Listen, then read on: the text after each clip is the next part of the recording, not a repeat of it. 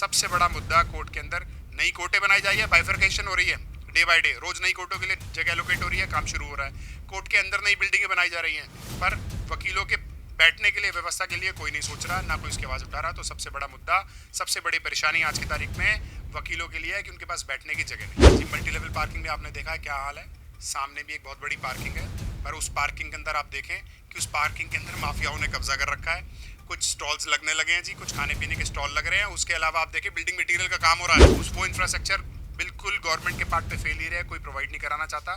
जजेस के लिए बहुत अच्छे अंदर कोर्ट रूम्स बनाए जा रहे हैं, पीछे उनके लिए बहुत अच्छे रूम्स बनाए जा रहे हैं, पर्सनल रूम्स बनाए जा रहे हैं, पर वकीलों के लिए इस बारे में बिल्कुल नहीं सोचा जा रहा कि वकील जो कोर्ट में आते हैं एप्लीकेशन फाइल कराने के लिए कहाँ कहाँ भागेंगे, कोई अरेंजमेंट नहीं है। देखिए, सबसे बड़ा मुद्दा ये जो बिल्डिंगें बन रही है ना, जुडिशियल ऑफिसर्स के लिए बन रही है।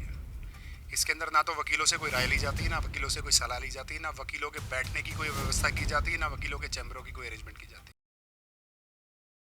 हाल ही में ही दिल्ली विधानसभा के चुनाव आप लोगों ने देखे हैं, जिसमें बीजेपी को बढ़त मिली और सरकार बनती दिखाई दी। अब बार एसोसिएशन के चुनावों ने पूरी तरह से सियासत गर्म कर रखी है। इसके साथ ही शाहदरा बार एसोसिएशन की बात की जाए तो यहाँ से जो सेक्रेटरी पद के लिए खड़े हो रहे हैं वो नरवीर डवास हैं। लिहाजा सबके अपने अपने मुद्दे हैं, मगर मुद्दे अगर कोर्ट से रिलेटेड देखेंगे तो वो आपको एक जैसे दिखाई देंगे।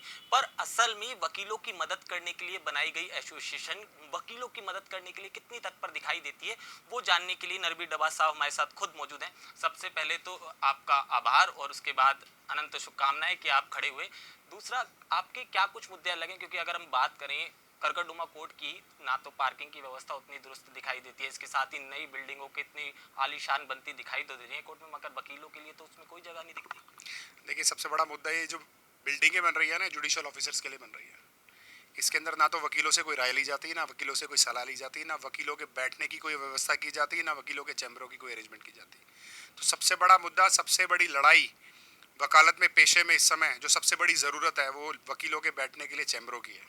चैम्बरों की है, सिटिंग स्पेस की है। मैंने अपने कई पहले भी इंटरव्यू में बताया लोगों को कि डिजिटलाइजेशन हो गई है, कोर्ट सब कुछ स्कैनिंग पे चला गया। बिना स्कैन करे हम कोई एप्लीकेशन फाइल नहीं कर सकते। स्कैनिंग के लिए वकीलों को बैठने के लिए जगह चाहिए, बैठने की जगह चाहिए, इंफ्रास्ट्रक्चर चाहिए। वो इंफ्रास्ट्रक्चर बिल्कुल गवर्नमेंट के पार्ट पे फेलियर है, कोई प्रोवाइड नहीं कराना चाहता। जजेस के लिए बहुत अच्छे अंदर कोर्ट रूम्स बनाए जा रहे हैं, पीछे उनके लिए बहुत अच्छे रूम्स बनाए जा रहे हैं, पर्सनल रूम्स बनाए जा रहे हैं, पर वकीलों के लिए इस बारे में बिल्कुल नहीं सोचा जा रहा कि वकील जो कोर्ट में आते हैं एप्लीकेशन फाइल कराने के लिए कहाँ कहाँ भागेंगे, कोई अरेंजमेंट नहीं है। सबसे बड़ा मुद्दा कोर्ट के अंदर नई कोर्टें बनाई जा रही है, बाइफरकेशन हो रही है डे बाय डे, रोज नई कोर्टों के लिए जगह एलोकेट हो रही है, काम शुरू हो रहा है। कोर्ट के अंदर नई बिल्डिंगें बनाई जा रही हैं, पर वकीलों के बैठने के लिए, व्यवस्था के लिए कोई नहीं सोच रहा, ना कोई उसकी आवाज़ उठा रहा। तो सबसे बड़ा मुद्दा, सबसे बड़ी परेशानी आज की तारीख में वकीलों के लिए है कि उनके पास बैठने की जगह नहीं है। पार्किंग एक बड़ा समस्या है जी, मल्टी लेवल पार्किंग में आपने देखा है क्या हाल है। सामने भी एक बहुत बड़ी पार्किंग है, पर उस पार्किंग के अंदर आप देखें कि उस पार्किंग के अंदर माफियाओं ने कब्जा कर रखा है। कुछ स्टॉल्स लगने लगे हैं जी, कुछ खाने पीने के स्टॉल लग रहे हैं। उसके अलावा आप देखें बिल्डिंग मटेरियल का काम हो रहा है। तो पार्किंग की समस्या इसलिए है, जुडिशियल ऑफिसर्स के लिए तो बहुत अच्छी जगह है जी, पीछे से पार्किंग आती है, सुबह पुलिस वाले तन के खड़े हो जाते हैं, उनकी गाड़ी लगवाते हैं, 1 मिनट परेशानी नहीं होती। पर वकील को यहाँ पर कम से कम आधा घंटा अपनी गाड़ी लगाने के लिए चाहिए। एक ही गेट घुसने का और एग्जिट का है, छोटा सा गेट बना रखा है। इसके बारे में कोई अरेंजमेंट नहीं करता, कोई नहीं सोचता। गाड़ियों की संख्या इतनी ज़्यादा है, जगह बहुत शॉर्टेज है, कोई आगे कोई प्लान नहीं करना चाहता, कोई उसका आगे आवाज़ नहीं उठा रहा। जी, हमेशा से बार एसोसिएशन तो देखी है, मगर जिस तरह के पूरे मामले हमने देखे वो अभी तक समस्याएं जस की तस हल नहीं हो पाई। तो आपको लगता है कि पुरानी जगह कुछ भ्रष्टाचार भी रहा? देखिए, मैं तो मानता हूँ अगर कोई भ्रष्टाचार नहीं होता तो ये जो एग्जीक्यूटिव बॉडी है 3 साल रही है, अब कई कई लाखों रुपए, शायद 50-60 लाख रुपए, मुझे पता चला कि 50-60 लाख रुपए ड्यूज के मेंबरशिप के आए। आज इलेक्शन कमीशन को लिटरली हाथ जोड़ के पैसे मांगने पड़ रहे हैं, कहते हैं हमारे पास फंड नहीं है।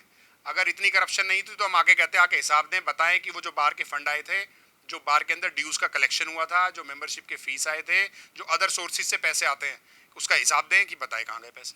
अदालत को कानून का मंदिर कहा जाता है। आप करकटुमा में बैठे हैं, भूतपूर्व में हमने इतनी घटनाएं देखी, गोलची चलते हुए देखी, और सबसे ज्यादा सुरक्षित आज वकील ही नहीं है। जो केस लड़ रहा है उसे पता नहीं शाम को घर पहुंचेगा, तो उसके लिए कुछ आपको लगता है कि? जी, एडवोकेट प्रोटेक्शन एक्ट की बहुत दिनों से मांग उठ रही है, पर वो मांग इंडिविजुअल कुछ पर्टिकुलर ग्रुप्स पे है। जब तक कोऑर्डिनेशन कमेटी, दिल्ली के सारे वकील ऑल इंडिया बीसीआई लेवल पर इस मांग को रेज नहीं करेंगे, एजिटेशन नहीं करेंगे, तब तक उस मांग को भी कोई सुनने वाला नहीं है।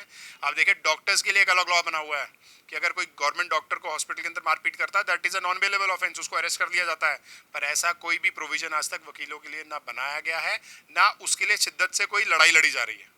तो मैं चाहता हूं कि जो भी आए नेतागण, जो भी आए, हम आए, दूसरे भी आए, पर इस आवाज़ को बहुत ही शिद्दत से उठाएं। इसको पुरजोर एडवोकेट प्रोटेक्शन एक्ट की मांग की जानी चाहिए। पहले से एक बड़ी समस्या वकीलों के लिए बनता जा रहा है। जो नए नए अब वकालत कर रहे हैं, सीख रहे हैं, उनके पेट पे लात मारने वाला ही काम हो रहा है और संस्था वकील देती है। तो इसके लिए तो एक आपको लगता है कि ठोस देखिए, बिल्कुल होना चाहिए। लीगल एड किसी भी लेडी और बच्चे को फ्री ऑफ कॉस्ट मिलता है, समझ में आता है। कोई भी क्रिमिनल जेल के अंदर है, उसको फ्री में एक वकील मिल जाता है, उसके ऊपर कोई फाइनेंशियल बर्डन नहीं है। वो 100 क्राइम करता है, उसको 5 पैसे नहीं खर्च करने पड़ते लिटिगेशन में, जी डीएलएसए का वकील मिलता है। और मैं आपको बताऊं, कहीं ना कहीं जुडिशियल पार्ट पे भी उसको एक एडवांटेज मिलती है कि जी हाँ जी, उसको देखा जाता है, हाँ जी ये तो डीएलएससी का वकील है, वकील भी अफोर्ड नहीं कर पा रहा, तो ऐसा नहीं है। बट इस सिस्टम के खिलाफ कुछ ना कुछ गाइडलाइंस में चेंज होने चाहिए, आवाज़ रेज करनी चाहिए। इंडिविजुअल एक वकील अपनी एडवर्टाइजमेंट नहीं कर सकता। डीएलएससी ने अपने ब्रांच ऑफिस हर कॉलोनी में खोल दिए हैं, उनकी बार बार एडवर्टाइजमेंट हो रही है हर जगह। और फ्री ऑफ कॉस्ट वकील मिल किन को रहे? हार्डकोर क्रिमिनल को। मैं कह रहा हूँ हार्डकोर क्रिमिनल को जो आप डीएलएसए का वकील दे रहे हो, आप उसको क्रिमिनल में और क्राइम करने में बढ़ावा दे रहे हो। और इस पे कुछ ना कुछ आपको गाइडलाइंस फ्रेम करनी पड़ेंगी, इनका राइट कर्टेल करना पड़ेगा। आपको इंश्योर करना पड़ेगा कि डीएलएसए के लिए हर कोई आदमी एलिजिबल ना हो, ऐसा जो भी जेल में हो। ये देखा जाना चाहिए कि what is the nature of the crime, पहले कितने केसेस हैं, बहुत सारे उसके अंदर गाइडलाइंस लॉ में चेंज करने की जरूरत है जी। ये चुनाव हो रहे हैं, आपकी पोस्ट पे भी बहुत सारे लोग खड़े हुए हैं, वकील आपको ही क्यों चुना? ऐसा है जी, मैं मुद्दों पे वोट मांग रहा हूँ। मैं किसी की बुराई करके, किसी पे लांछन लगा के वोट नहीं मांग रहा। मैं, लोगों ने मुझे यहाँ देखा है, मैं पिछले बहुत सालों से वकालत में हूँ, 20 साल हो गए वकालत में। आप किसी भी वकील से पूछेंगे, कहीं ना कहीं कॉरिडोर में फाइल उठा के कभी अपोजिट काउंसिल रहा हूँगा, कभी फाइल उठा के कॉरिडोर में भागते देखा होगा, कभी को काउंसिल रहूँगा।